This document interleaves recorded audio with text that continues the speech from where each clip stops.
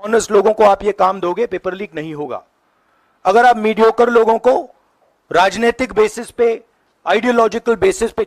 नमस्कार दोस्तों, हम लेकर आ चुके हैं आप लोगों के लिए 20 मिनट में शाम की 50 ताज़ा और बड़ी ख़बरें बताएंगे दोस्तों। राहुल गांधी के लगातार जो है यहाँ पर दोस्तों दौरों से घबराई गोदी मीडिया में पसरा सन्नाटा।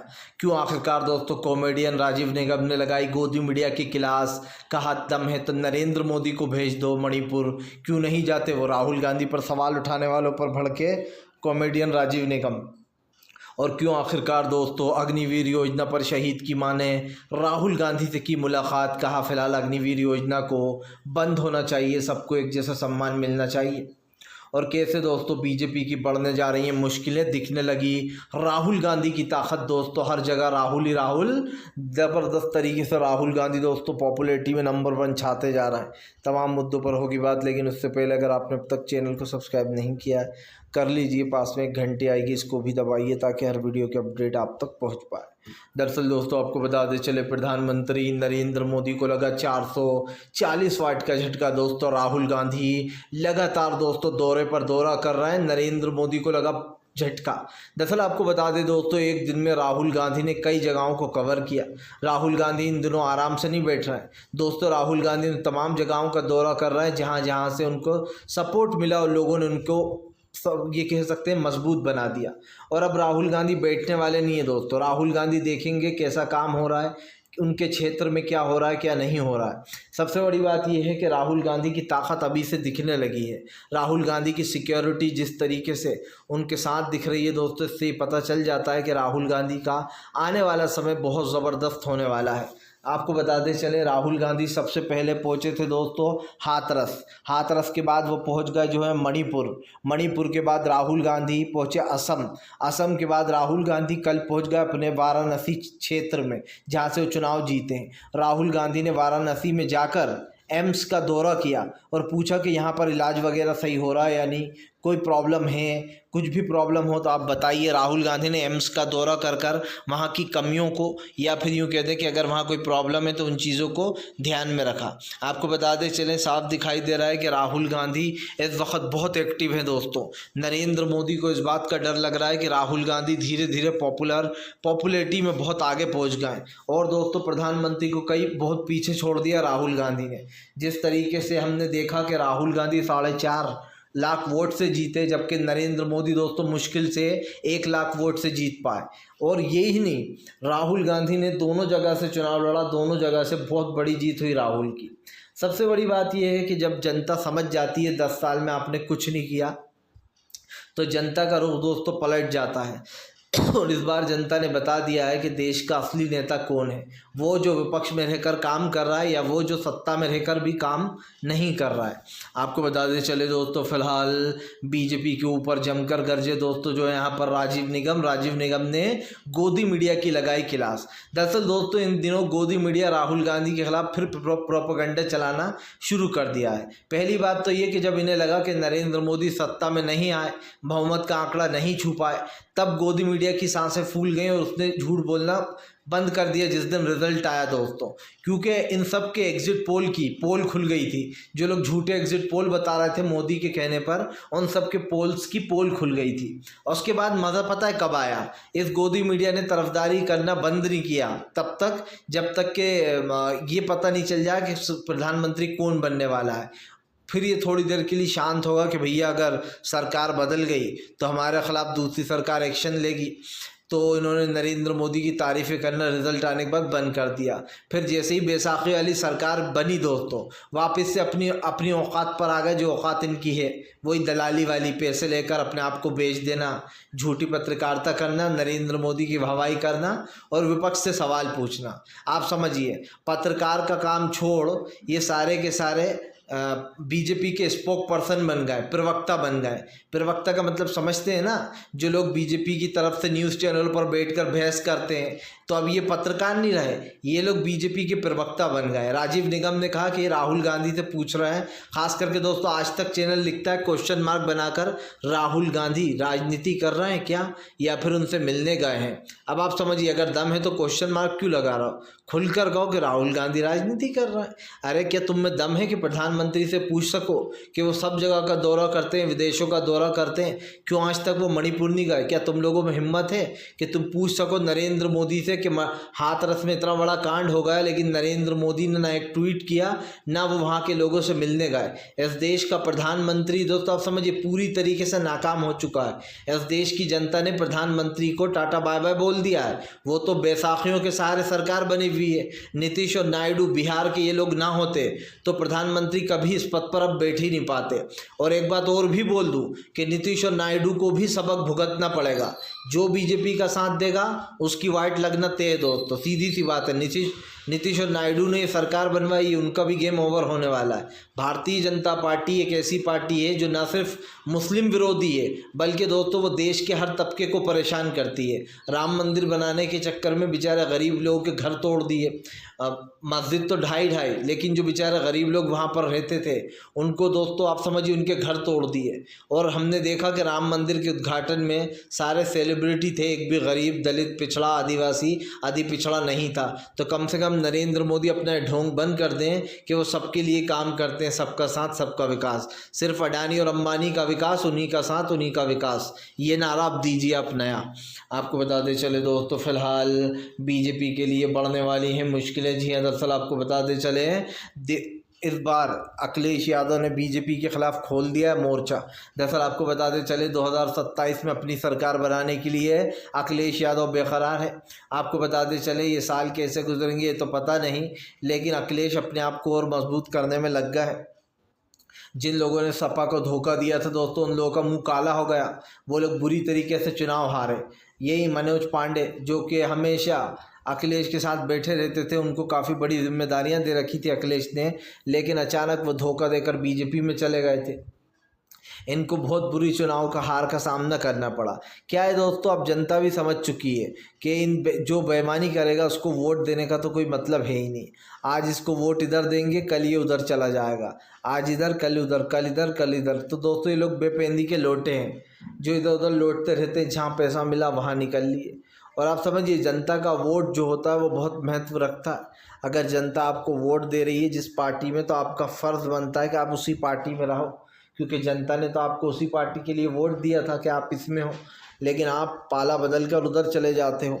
और सबकी एक जैसे बयानबाजियाँ होती हैं पहले जो हमने सुनी, उसमें ये सारे के सारे लोग दोस्तों जो बातें बोले। अखिलेश यादव ने दोस्तों 2027 के लिए अब ऐसे लोगों को बाहर का रास्ता तो दिखाया ही है जो लोग जाहिर सी बात है कि उनके साथ नहीं थे। लेकिन दोस्तों उन लोगों की हार ने, जनता ने एक सबक सबको दे दिया, एक मैसेज कि इस देश में बिकाऊ राजनीति नहीं चलेगी। भले ही आप ख़रीद लो लेकिन उन लोगों को हारना तय रहता है। हमने देखा महाराष्ट्र में क्या हाल हुआ, अजीत पवार और एकनाथ शिंदे को लेकर आए थे नरेंद्र मोदी, लेकिन महाराष्ट्र की जनता ने बता दिया कि सर्वगुण कौन है दोस्तों, किसको वो चाहते हैं। वो लोग चाहते हैं दोस्तों MVA को, यानी कि महाविकास अघाड़ी जो सबकी सरकार बनी हुई थी। और कांग्रेस को नंबर 1 बनाया लोकसभा चुनाव में महाराष्ट्र के लोगों ने, तो उनका धन्यवाद तो बनता ही है दोस्तों। आपको बता दें चले दोस्तों फिलहाल प्रधानमंत्री के ऊपर भड़क उठे दोस्तों तेजस्वी यादव। कहा 18 साल से बिहार में कर क्या रही है डबल इंजन की सरकार, अगर अब तक विकास का पता नहीं है तो। आपको बता दें तेजस्वी यादव ने नीतीश को घेरते हुए कहा कि बताइए सत्ता पक्ष में जो है उसी से हम मांग करेंगे ना, क्या उससे मांग नहीं करेंगे तो फिर किससे कहेंगे, क्या सत्ता में हम हैं। दरअसल दोस्तों नीतीश कुमार अपने आप को आप समझिए कहते हैं हम बिहार के हैं, लेकिन दोस्तों नीतीश कुमार में इतनी भी हिम्मत नहीं कि वो नरेंद्र मोदी से ये कह दें कि भैया बिहार को विशेष राज्य का दर्जा दीजिए। लेकिन यहाँ तो दोस्तों बिहार को न विशेष राज्य का दर्जा दिया जा रहा है, ना ही दोस्तों नरेंद्र मोदी ऐसे करने के मूड में नज़र आ रहे हैं। दूसरी बात, आज इन दोनों के बल पर ही सरकार बनी हुई है। और अभी लिख कर ले लीजिए, जिस दिन नीतीश कुमार बिहार का चुनाव हार गए उस दिन वो नरेंद्र मोदी को छोड़ देंगे। उस दिन नीतीश कुमार को ये लगने लगेगा दोस्तों, जैसे आपने देखा कि जनता बीजू दल का क्या हाल हुआ।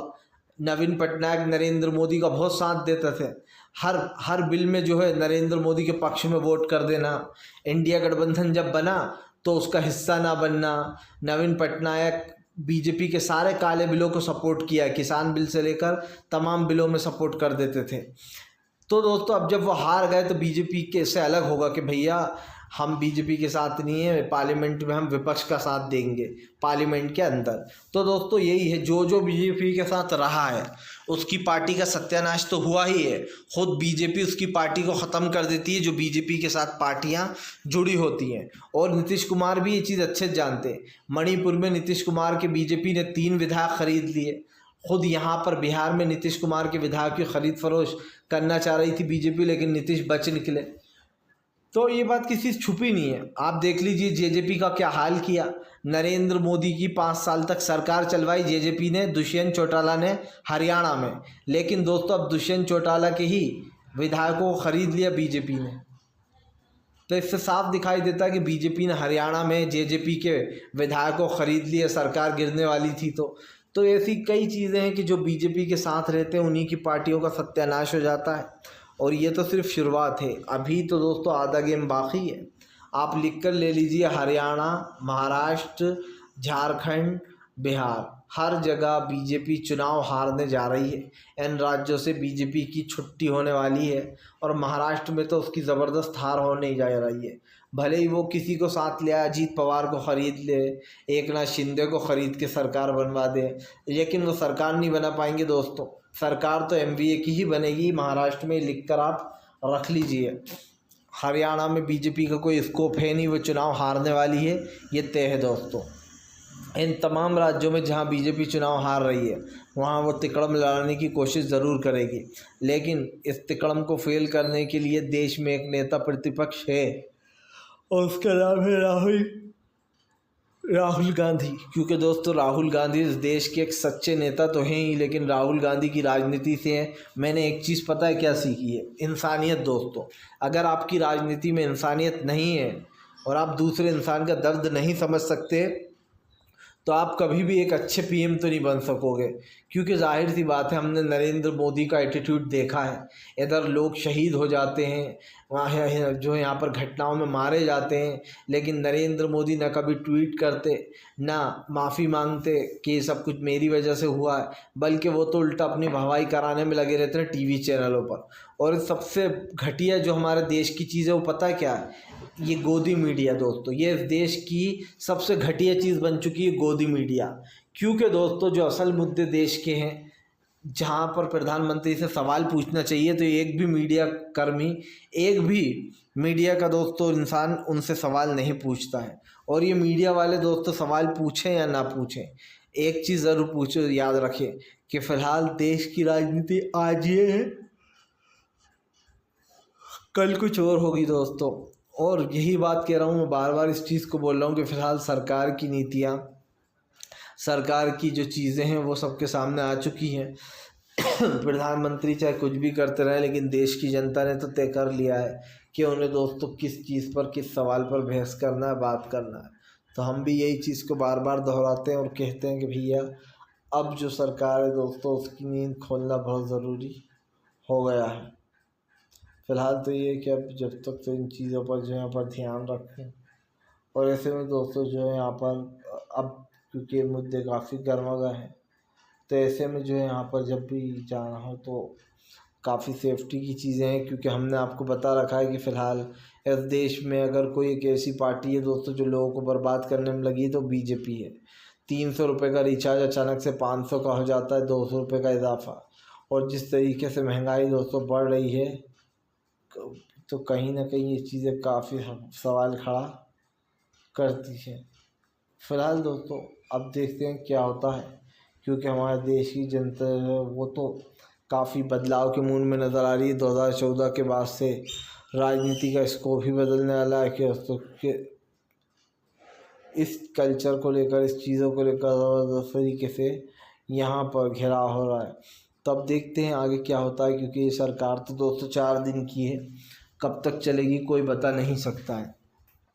आपको बता दें चले दोस्तों, संजय रावत ने बीजेपी के ऊपर बोला हमला। संजय रावत बोले इस देश का सच्चा नेता कौन है, किसी से भी पूछोगे तो वो राहुल गांधी का नाम लेगा।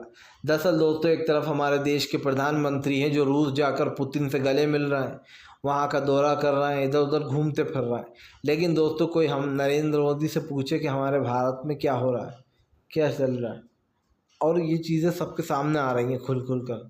जहाँ पर ये तो कुछ भी नहीं, अगर तमाम चीज़ों पर जो बोलना शुरू किया दोस्तों तो कहीं ना कहीं लोगों की मुश्किलें बढ़ने वाली हैं। क्योंकि अब एक चीज़ सामने थी कि फ़िलहाल इन चीज़ों पर दोस्तों सरकार बात करे ना करे, लेकिन विपक्ष करेगा। तो हम भी इस चीज़ का वेट कर ही रहे हैं दोस्तों। जाहिर सी बात है, विपक्ष जो है वही सरकार से बदला ले रहा है, ये कह सकते हैं आम जनता का। और संजय राउत ने ये भी कहा है कि फ़िलहाल राहुल गांधी के मणिपुर जाने से वहाँ के लोगों में दोस्तों एक ऊर्जा आई है। उन लोगों को दोस्तों एक कहते हैं ना दोस्तों, जब कोई दुखी हो तो उसको एक छोटी सी उम्मीद भी दोस्तों बहुत बड़ा काम कर जाती है। और राहुल गांधी ने वो उम्मीद देकर लोगों में आशा जगाई है जीने की। बहुत सारे लोगों ने अपनों को खो दिया मणिपुर में। यही नहीं, जब राहुल गांधी कल रायबरेली के एम्स में पहुंचे तो उन्होंने अस्पताल के अंदर जाकर दोस्तों, हॉस्पिटल में जाकर सबसे मुलाकात की और पूछा कि उनका हाल कैसा है, इलाज वगैरह ठीक हो रहा है या नहीं हो रहा है। दोस्तों देखिए, अगर जनता ने आपको जिताया है तो ये काम तो आपको करना ही होगा। अब राहुल गांधी अपना काम कर रहे हैं तो गोदी मीडिया कह रही है राहुल गांधी राजनीति कर रहे हैं या दर्द बांट रहे हैं, और क्वेश्चन मार्क लगा रहे हैं। तो दोस्तों आप समझिए इस गोदी मीडिया के पेट में कितना दर्द हो रहा है। ये सत्ता पक्ष से सवाल पूछने के बजाय दोस्तों विपक्ष से सवाल पूछते हैं। पहली देश की हमने ऐसी मीडिया देखी है जो विपक्ष को छोड़कर सत्ता पक्ष को छोड़कर विपक्ष से सवाल पूछती है, क्योंकि इनके जो पापा हैं मोदी, अपने पापा से सवाल नहीं पूछते हैं। अगर पापा मोदी से पूछेंगे कि देश में इतनी बेरोजगारी क्यों बढ़ रही है तो पापा मोदी कोई जवाब नहीं देंगे। अगर पापा मोदी से ये लोग पूछेंगे कि मोदी जी बताइए देश जो है वो इतनी बेरोजगारी में क्यों डूबा हुआ है, क्यों आप मणिपुर आज तक नहीं गए मोदी जी, तो पापा का कुछ जवाब नहीं आएगा। क्या ये सब पापा के बच्चे हैं और अपने पापा से सवाल नहीं कर सकते हैं? ये हमेशा राहुल गांधी से सवाल पूछेंगे, हमेशा विपक्ष से सवाल पूछेंगे। लेकिन दोस्तों जब नरेंद्र मोदी सवाल पूछने की बारी आती है तो मुंह में दही जम जाता है। तो इसीलिए कहते हैं कि ये मीडिया नहीं है दोस्तों, ये भोंपू बन चुका है। एक भोंपू देखा है आपने, वो जो भोंपू बजाते रहते हैं लोग, ये वही है। मीडिया नहीं है ये दोस्तों, ये भोंपू बन चुका जो काएं काएं पाए पाए पाए पाए करते रहते हैं। वो जैसे अभी हाल ही में एलवीश यादव ने किया ना, काएं काएं काएं काएं करना बंद कर, ये वही मीडिया है दोस्तों। ध्रुव राठी ने तो एलवीश यादव के लिए किया काएं काएं करना बंद कर, लेकिन मैं दोस्तों इस मीडिया के लिए कहना चाहता हूँ कि जो काएं काएं काएं करते हैं ना, ये बंद कर देनी चाहिए इनको। क्योंकि जाहिर सी बात है दोस्तों, राहुल गांधी से सवाल पूछकर कुछ नहीं होने वाला है तुम्हारा, उल्टा राहुल गांधी पॉपुलर ही हो रहा है दोस्तों। क्योंकि इन लोगों को तो सबको पता चल गया है दुनिया में, अब तो सबको इस देश में पता है कि ये मीडिया किसी काम की नहीं है, निकम्मी मीडिया है। इनकी इतनी बेइज्जती हुई है कि अगर ये कहीं पर भी इंटरव्यू लेने चले जाते हैं सच्चे इंसान का, तो वो इनको इंटरव्यू देने से मना कर देते हैं किसान। कभी कभी तो इनको दौड़ा भी देते हैं, और कभी दे भी देते हैं इंटरव्यू तो इनको खूब ताने मार कर देते हैं कि आप लोग झूठ चलाते हो, ये करते हो, और तमाम चीज़ें हैं कि भैया देखो इन चीज़ों पर जो ये लोग बोलते हैं दोस्तों, उसकी सच्चाई सबके सामने है। हमेशा गोदी गोदी ही रहने वाला है दोस्तों, और वो सच्चाई हमारे सामने रहने वाली है। आपको बताते चले दोस्तों, फिलहाल ध्रुव राठी ने एलवीश यादव को धोया तो दोस्तों केरी मिनाटी पिल्ले को लगी दोस्तों मिर्ची। दरअसल दोस्तों केरी मिनाटी वैसे तो एक जोकर वो भी है, एक जोकर एलवीश यादव है, दूसरा जोकर केरी मिनाटी है दोस्तों। ये दोनों जोकर मिलकर जोकर पंथी कर रहा है। अब एलविश के सपोर्ट में केरी मिनाटी ने कुछ बोल दिया। दरअसल आपको मैं एक चीज़ बता दूं कि ध्रुव राठी इस वक्त दोस्तों देश का सबसे नंबर 1 यूट्यूबर है। ध्रुव राठी जो फैक्ट जो चीज़ें बताता है दोस्तों, वो शायद इन अनपढ़ों के समझ में आती नहीं है, क्योंकि ये गधे हो चुके हैं दोस्तों। इन गधों के समझ में नहीं आता है कि ध्रुव वो बोल क्या रहा है। दरअसल दोस्तों जो बातें बोली गई हैं, जो ध्रुव राठी ने समझाया ध्रुव राठी के वीडियो में दोस्तों, वो बहुत ही काम का वीडियो है। कैसे एलवीश यादव ने झूठे आरोप लगाए, क्योंकि दोस्तों एलवीश यादव बीजेपी का चाटुकार बनता है, तो ध्रुव राठी ने इसकी पोल खोल दी। अब इसके पीछे वो भी बिलबिला उठा केरी मिनाटी, एक गौरव भाटिया है दोस्तों, क्या नाम है, गौरव तनेजा, फ्लाइंग बीट, वो भी दोस्तों इन्हीं के गुट का है, वो भी मोदी भक्त बहुत बड़ा।